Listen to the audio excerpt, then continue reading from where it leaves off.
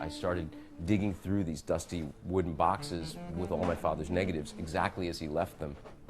And I found an envelope that said Holiday Capote, and I never even knew he had anything to do with Truman Capote. So it was only maybe about 12 or 14 images.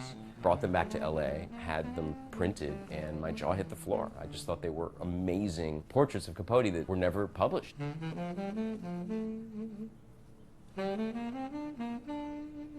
He really liked the work my father had done for Breakfast at Tiffany's, so my guess is that it was Capote who said to Holiday magazine when he was hired to write an essay about his life in Brooklyn, let's use this guy, David Attie. And my father spent a day with Capote. He did these incredible portraits of him in the house that he lived in Brooklyn Heights. And then Capote, for the rest of that day, led him around Brooklyn Heights and showed him people and places that he liked to go. You know, and Holiday only used 4 pictures from the shoot, which were all just kind of images of people on the street in Brooklyn Heights. They didn't use any pictures of Capote, who wasn't super famous at the time. And then it was all just stuck in envelopes and shoved in a closet. Even though that essay has been reprinted tons of times over the years, the photographs were kind of just gone. I really felt they were pictures of Brooklyn taken by someone who knew and cared about Brooklyn.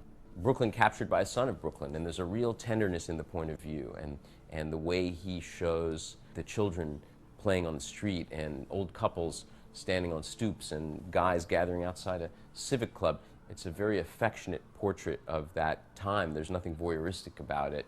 You get the sense that there was some interaction between my father and those subjects that was a warm one. And I think he brought a lot of himself and his connection to people, and he was a very outgoing, warm, social person. I think he brought that to his work.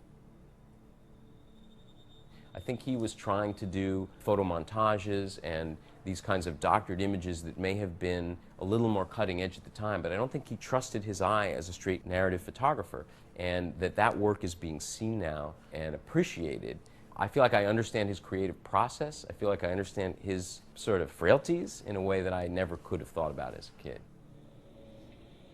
What's so great about the Brooklyn Historical Society show is it doesn't just have vintage prints of my father's and a whole bunch of these newly discovered and newly printed images. It also treats it as the historic body of work that I think it is. You know, it all started with a Google search where very little popped up on him, and I just felt he was a great artist and somebody I cared about and still do, and I just wanted people to see his work and love it and think he was great.